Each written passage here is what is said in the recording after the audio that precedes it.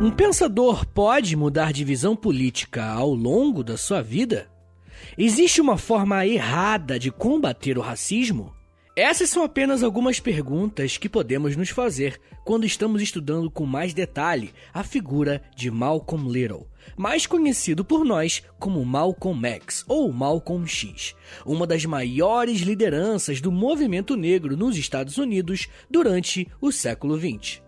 Por mais que esse personagem seja uma das mentes mais importantes do último século, a figura de Malcolm X está sempre associada ao uso da violência. Mas será que era isso mesmo? O nosso objetivo aqui hoje, com esse episódio, será entender justamente como os acontecimentos da vida de Malcolm influenciaram diretamente na sua forma de pensar e como esse pensamento sofreu uma série de transformações ao longo do tempo. Falar sobre a biografia de uma figura histórica tão importante como essa é sempre um grande desafio, ainda mais se tratando de um tema tão delicado quanto o racismo e a violência contra a população negra. Quem ouve o podcast já sabe, mas se você estiver chegando agora por aqui, primeiro, bem-vindo. E fica tranquilo em saber que eu sempre baseio o meu conteúdo em fontes e em autores confiáveis, tá? Eu não quero chocar ninguém com coisas horríveis, sabe? Um sensacionalismo, e meu único objetivo aqui é te ensinar a história no caso do Malcolm X. Quando estudamos a vida de uma pessoa, nós temos que ter em mente que a sua trajetória começa antes do seu próprio nascimento. No caso de Malcolm X, isso também se aplica por uma série de motivos. A história dos pais de Malcolm são um retrato de como a população negra era tratada nos Estados Unidos, mesmo vivendo em um país que, teoricamente, era livre para os negros. A mãe de Malcolm era uma jovem chamada Louise Helen Norton Little, uma mulher negra de pele mais clara porque sua mãe foi violentada por um homem branco. Quando Louise conseguia algum emprego, assim que descobriam que ela tinha origem negra, não demorava para que ela perdesse seu emprego e tivesse que sair em busca de uma nova ocupação. Não podemos esquecer que o século XX, em seus anos iniciais, era marcado pela segregação racial amplamente amparada pela lei, conforme falamos algumas vezes aqui no podcast. A jovem Louise, então, se casou com um homem chamado Earl Little, um homem negro que trabalhava como um pastor batista no estado do Nebraska, nos Estados Unidos. O casal sempre foi muito atuante politicamente, tanto que ambos eram muito ativos em um movimento político chamado Associação Universal pelo Progresso dos Negros. Essa organização tinha como objetivo garantir que a população negra tivesse acesso aos direitos básicos de qualquer cidadão norte-americano, independentemente, claro, de qual fosse a sua cor. A família Little era muito envolvida com a sua comunidade de fé, tanto que o Sr. Earl Little dividia o seu tempo como um pastor batista e ativista político. A família Little cresceu bastante e o casal teve ao todo 7 filhos, sendo que o mais conhecido deles e o protagonista do nosso episódio aqui hoje foi o quarto, nascendo no dia 19 de maio de 1925, na cidade de Omaha, em Nebraska. Essa criança foi batizada como Malcolm Little, que cresceu saudável mesmo em meio às dificuldades.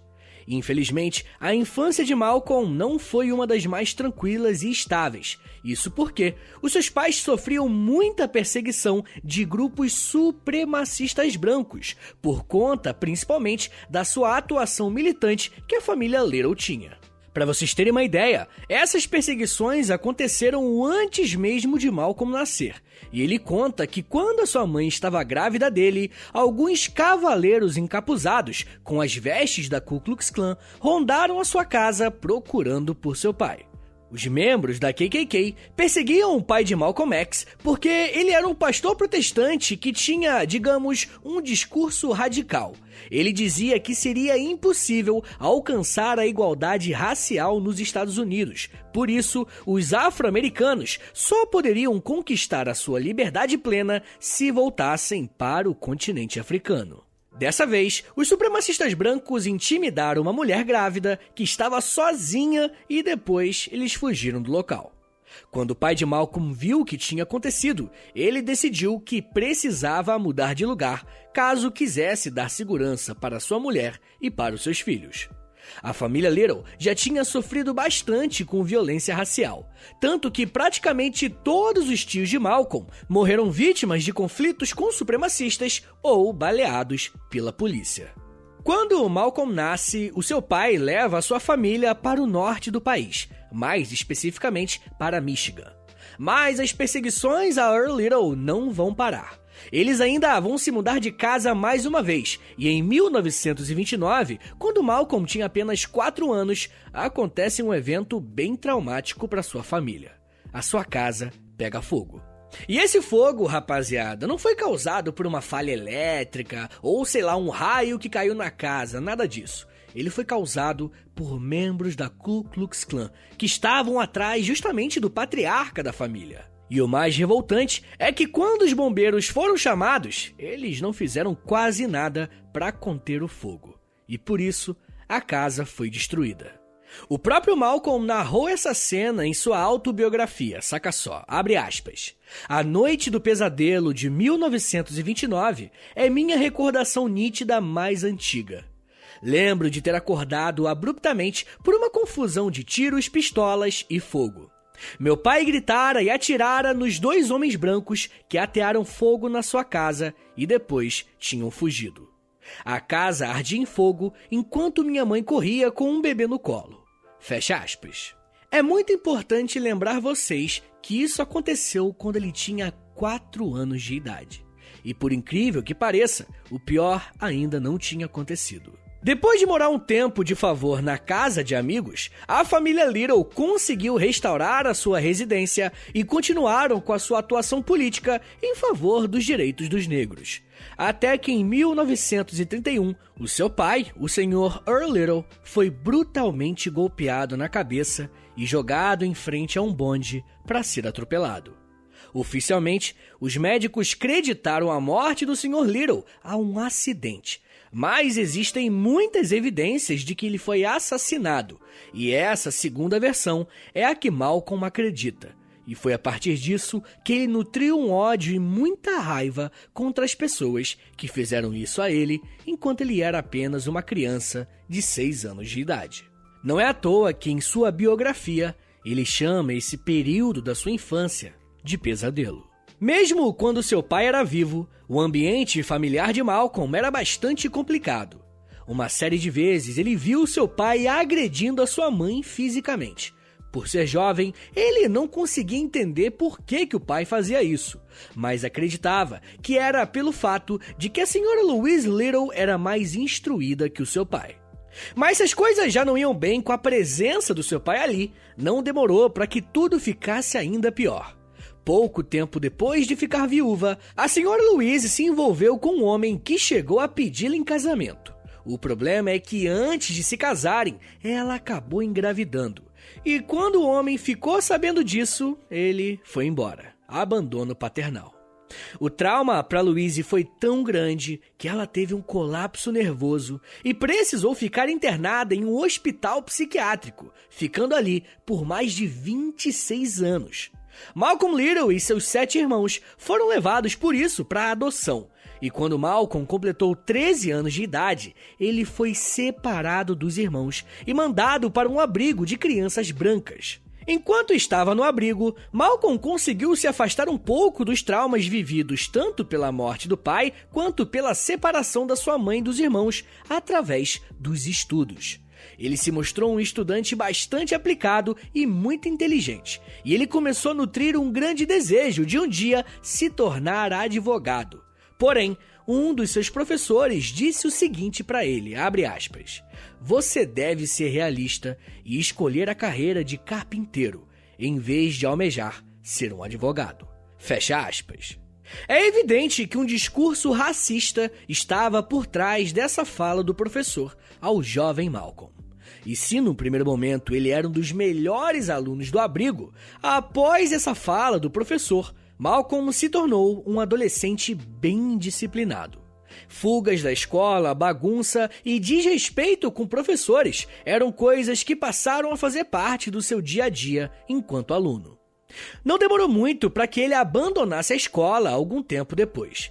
E vocês devem imaginar o quanto isso foi traumático para ele, né? Esse caso do professor.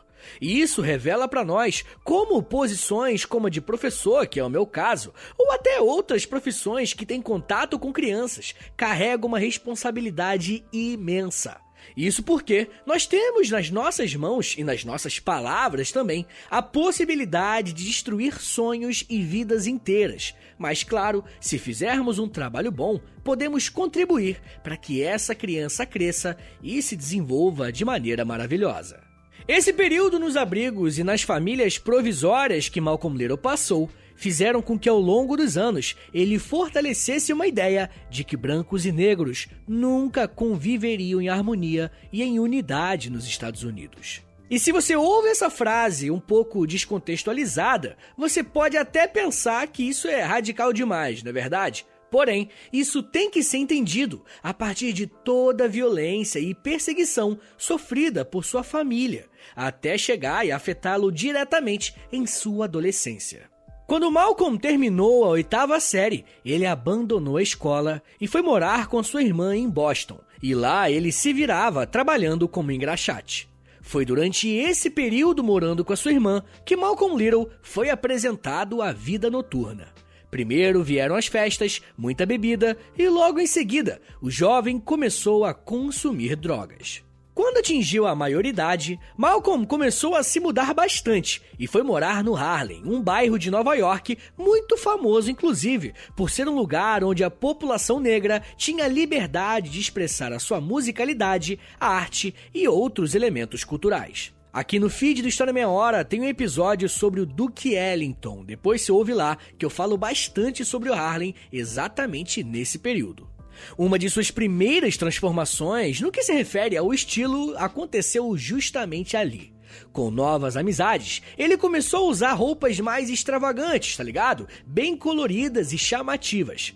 Malcolm também passou a alisar o seu cabelo, com um produto químico inclusive que deixava o seu rosto vermelho. E vai ser por esse motivo que ele ganhou o apelido de Red. Mas eu estaria mentindo para vocês se eu falasse que esse período no Harlem, o Malcolm usou apenas para fazer boas amizades e dar uma, repaginada no seu look. Foi por conta dessas amizades e por não ter nenhuma referência adulta próxima a ele que Malcolm entrou em uma vida de crimes, não só em Nova York, como também em outras cidades.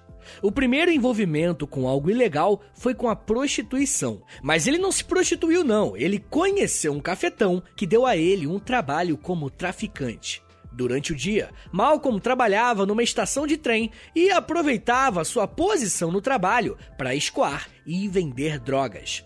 Além disso, ele começou a praticar os primeiros assaltos e, num primeiro momento, só batendo carteiras ou roubando relógios e colares. Mas isso logo resultou em se envolver em um esquema de jogo ilegal e, em seguida, extorsão.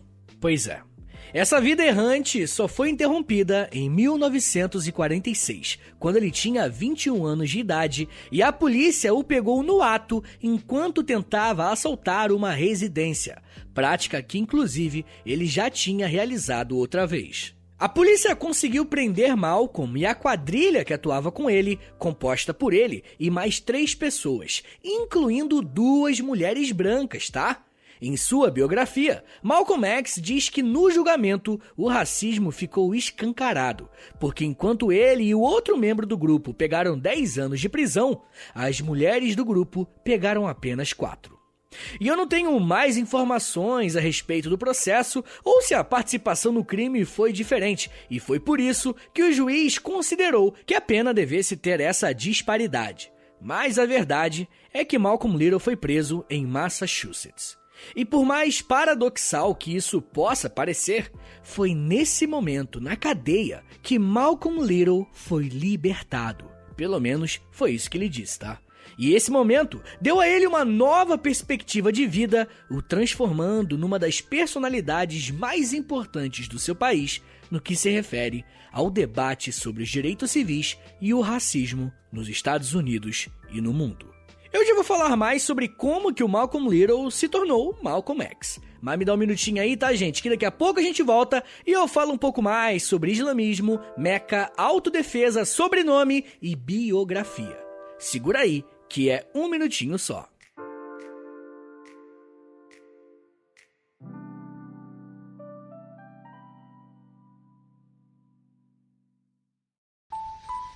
Eu sempre sonhei em poder viver de criação e de educação. E graças ao apoio de vocês lá no Apoia-se, isso se tornou realidade.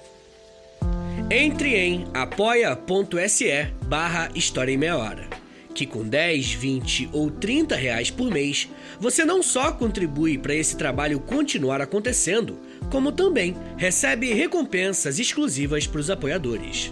Com 10, você tem acesso a um podcast semanal exclusivo. Eu me aprofundo em um tema de um dos episódios da semana e envio diretamente para o seu e-mail através do Apoia-se. Já tem mais de 70 episódios por lá e você vai receber acesso a todos eles. Além do podcast exclusivo, com 20 reais, você também recebe acesso ao nosso Clube do Livro. Todo mês nós lemos um livro sobre história e conversamos no grupo do Telegram. E depois de 30 dias, fazemos uma call no Zoom para compartilharmos as nossas impressões. E com 30, além das recompensas anteriores, eu te adiciono no meu Amigos Próximos no Instagram, onde publico conteúdos diários com curiosidades históricas, tanto no @História em Meia Hora, quanto no @Prof. Vitor Soares. E se você tiver alguma dúvida sobre o apoio, é só entrar em contato comigo pelo e-mail historiaemmeiahora@gmail.com. apoia.se/História em Meia Hora.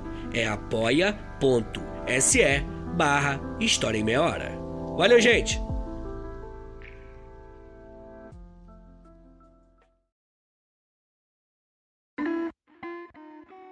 Do you hate all white people? I don't think it's a fair question. The white man doesn't even come into my attitude. Mr. Muhammad teaches us to love our own kind and let the white man take care of himself. For a white man today, sir, after kidnapping millions of black people from Africa, stripping them of all human characteristics and relegating them to the role of chattel or cattle or animals, commodity, merchandise that could be bought and sold at will, and then 100 years since the Emancipation Proclamation, using every type of deceptive method to further us into slavery, called second-class citizenship, I think that it would take a whole lot of nerve for white people today to ask Negroes, do they hate me? Essas palavras foram ditas por Malcolm X em uma de suas entrevistas que ele dava à TV e ao rádio, a respeito de suas interpretações sobre o porquê que a população afro-americana continuava a viver com um racismo violento, mesmo tanto tempo depois da abolição da escravidão. Eu peguei esse trecho no YouTube porque aqui vemos duas coisas muito importantes. Primeiro, a pergunta do entrevistador, que já começa levantando a questão do ódio que os negros teriam contra os brancos. E isso, inclusive, vai ser uma constante na carreira política de Malcolm. Mas uma segunda coisa muito importante aqui é uma citação que ele fez em seu discurso se referindo a um tal de Senhor Muhammad, como alguém que deu algum tipo de ensinamento a ele. Entender como Malcolm Little se tornou Malcolm X e começou a ser chamado e ouvido para falar sobre temas raciais tem tudo a ver com esse Senhor Muhammad. Mas para vocês entenderem isso, nós temos que voltar para a vida de crimes que Malcolm Little estava cometendo no início da sua fase adulta. Ao ser condenado a 10 anos de prisão, um de seus irmãos, chamado Reginald Little, passou a fazer visitas constantes, tentando dar algum tipo de suporte necessário para que, dentro do presídio, Malcolm não se envolvesse ainda mais com a criminalidade. Reginald deu esse suporte mostrando a fé muçulmana para o seu irmão, que acabou se convertendo e aderindo ao islamismo.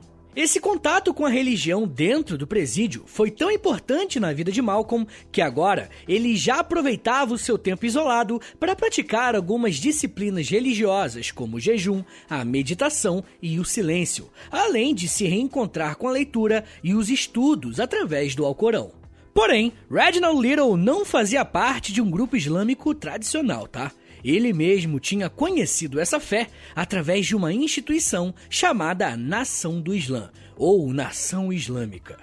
A Nação do Islã foi um grupo religioso e político criado por Wallace Ford Muhammad na década de 30 nos Estados Unidos.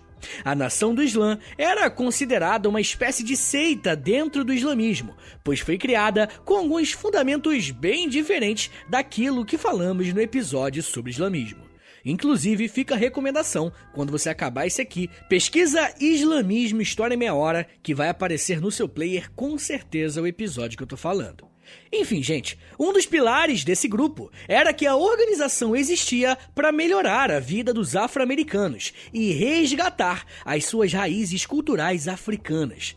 Além disso, esse era um grupo considerado supremacista e sectário, ou seja, que afirmava que os negros eram criaturas superiores aos brancos e que não deveria existir integração. A Nação do Islã dizia que os brancos só praticavam o racismo porque era uma espécie de demônios e o racismo era algo intrínseco a eles. Um outro ponto bem conhecido desse grupo era a proibição de existir qualquer relação conjugal entre os seus membros com pessoas de outras etnias. Olha só o que diz uma das regras da própria Nação do Islã, abre aspas.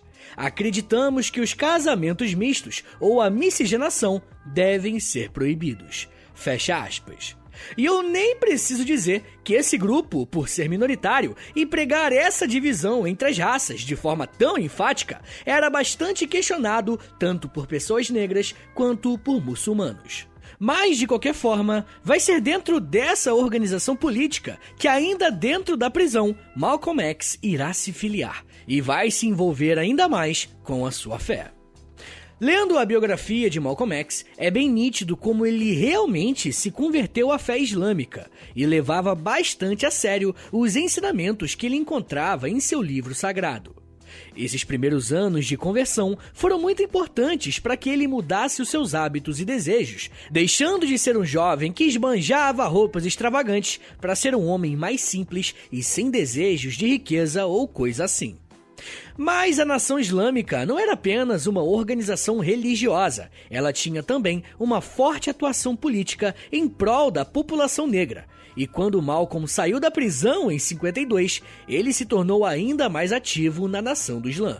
No primeiro momento, ele se tornou um pregador do Islã e trabalhava com um homem chamado Elijah Muhammad. E sim, é aquele mesmo citado na entrevista que iniciou esse bloco. Elijah era o líder da Nação do Islã naquele momento e o principal mentor de Malcolm nos primeiros anos. Inclusive, foi logo depois que saiu da prisão que o Malcolm mudou seu nome. Para ele, os sobrenomes que os negros tinham eram uma referência ao nome dos antigos senhores de escravos. Ele mesmo deu o seguinte exemplo, abre aspas. Se um negro se chama Johnson, é porque seu pai e avô foram escravizados por um Johnson. Fecha aspas. E vai ser justamente por esse motivo que ele decide mudar o seu nome para Malcolm X, porque o X, o X, era uma referência a todos aqueles que perderam os seus nomes, além de também representar um nome que ele mesmo escolheu, e não que lhe foi imposto por alguém. Malcolm X foi escolhido para liderar a célula da Nação do Islã no Harlem, e fez isso com uma grande habilidade de fazer com que as pessoas os ouvissem. Malcolm se tornou um jornalista e começou a escrever muitos artigos que eram publicados em alguns jornais independentes e no próprio jornal da Nação do Islã, fazendo com que as suas ideias circulassem bastante.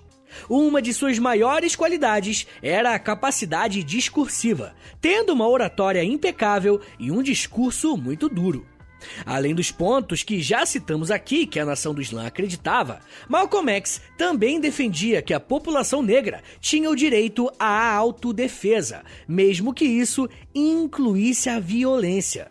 E esse ponto é muito importante, porque Malcolm X não defendia uma violência ativa, tá ligado? No sentido de que os negros deveriam pegar em armas e sair pela rua matando as pessoas brancas, não era isso. O que ele defendia é que a autodefesa era um direito, mesmo que isso envolvesse a violência.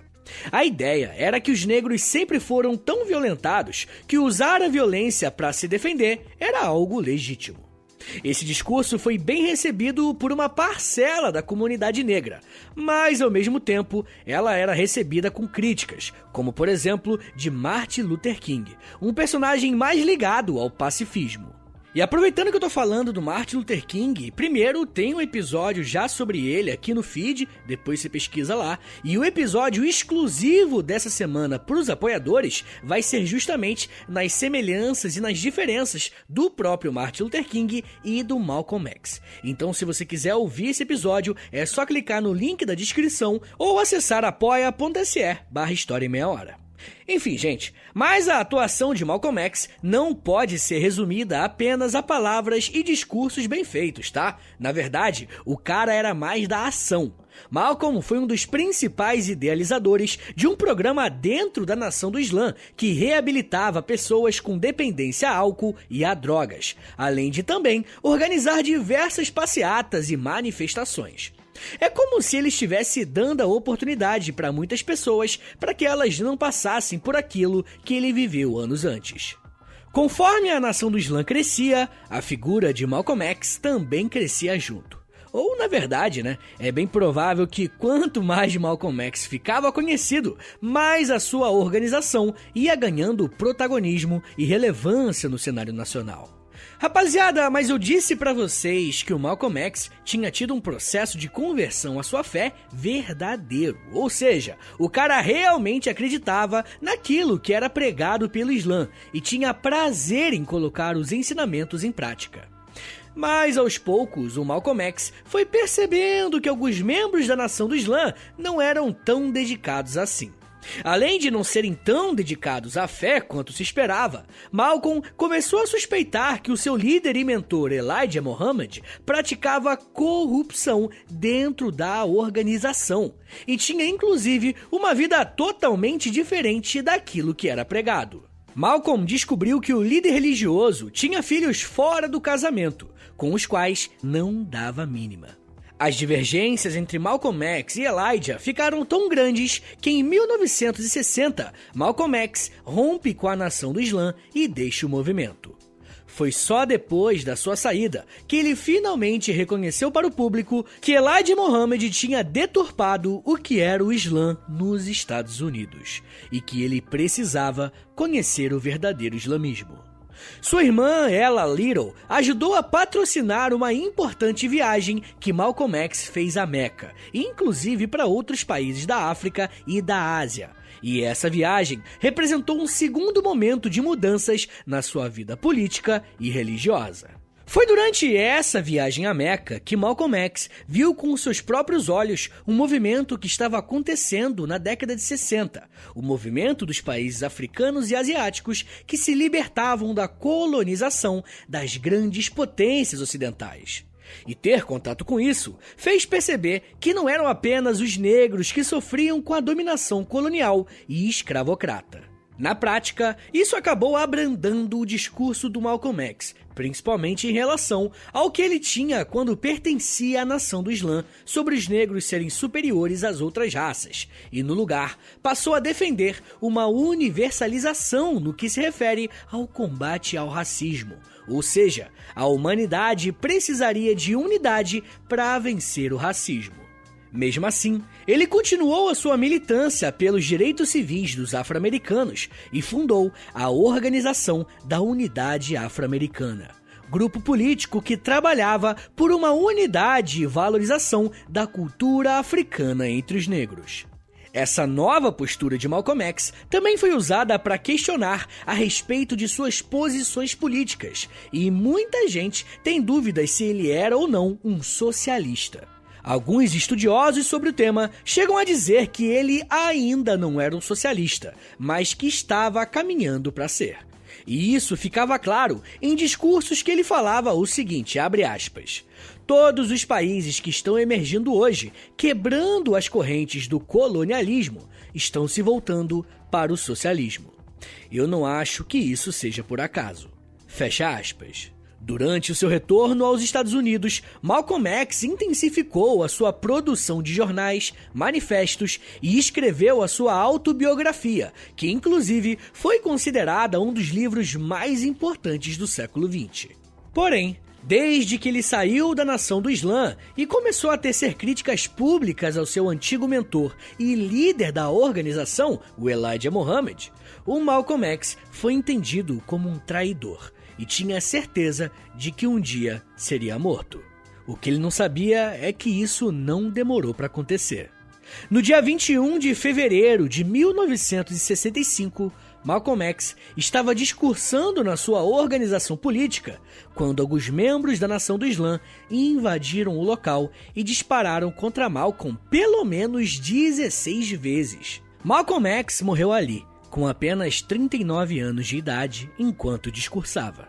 Malcolm é uma das figuras mais importantes do século XX, não só porque tinha um discurso inflamado, mas porque buscou organizar a sua comunidade em torno de valores culturais próprios, valorizando o direito à autodefesa sem deixar de ter uma conduta religiosa séria e comprometida com a fé, que também era uma fé prática. Malcolm X continua vivo em todos aqueles que são herdeiros de pessoas que foram trazidas para a América à força, sequestradas como pessoas escravizadas. E ainda precisam lutar com unhas e dentes por seus direitos mais básicos. Da mesma forma que Malcolm sabia que seria morto, ele também dizia que, abre aspas, ninguém sabe quando chegará a hora da redenção da África, mas está no vento. Está vindo. Um dia, como uma tempestade, estará aqui. Fecha aspas.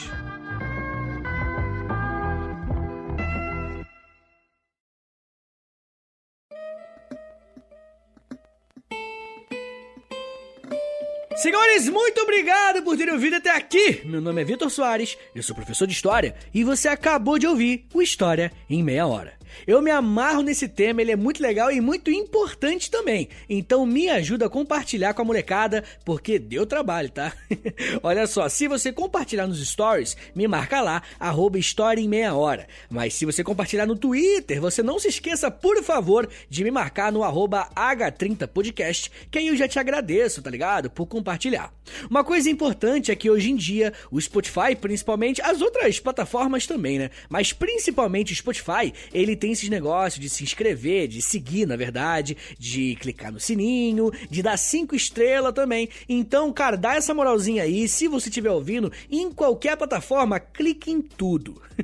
Tá bom? A maioria dos meus ouvintes são do Spotify, então se todo mundo colocar 5 estrelas pro tio, colocar no sininho e colocar em seguir, cara, vai fazer uma diferença gigantesca. Quebra esse galho aí. E ó, não se esqueça, mas a melhor forma de longe de você apoiar o História em Meia Hora é através do Apoia-se, beleza? Você vai ter acesso a conteúdo exclusivo, a Clube do Livro, a conteúdo no Instagram e tem muita coisa. Entra lá, apoia.se/História em Meia Hora, que além de você estar me ajudando a manter o podcast, você vai ter várias coisas, vários conteúdos exclusivos. Mas claro, né? Só se você quiser e puder me ajudar. Uma coisa importante, rapaziada, é que eu também tenho outros podcasts dentro do Meia Hora, tá ligado? Tem o Geografia em Meia Hora, quem faz inclusive é o Vitinho, lá o meu xará, o Vitor Augusto, e também tem o Astronomia em Meia Hora, que quem faz é a Camila Esperança. Então se você gosta de geografia e de astronomia, você tem 2 podcasts inteirinhos aí pra você maratonar. Tá bom? Ó, uma coisa importante, se você quiser me dar moral esporádica, eu acho que é esporádica, né? Não sei a palavra. Esqueci português, aqueles caras. Se você quiser me dar uma ajuda isolada, pode ser essa palavra? Isolada? Só uma ajudinha pra mim, porque sim, você pode me dar moral através do Pix, tá bom? Anota aí que é meu Pix e também é meu contato. historiaemmeiahora@gmail.com, tá bom, gente? Então é isso. Muito obrigado, um beijo, até semana que vem!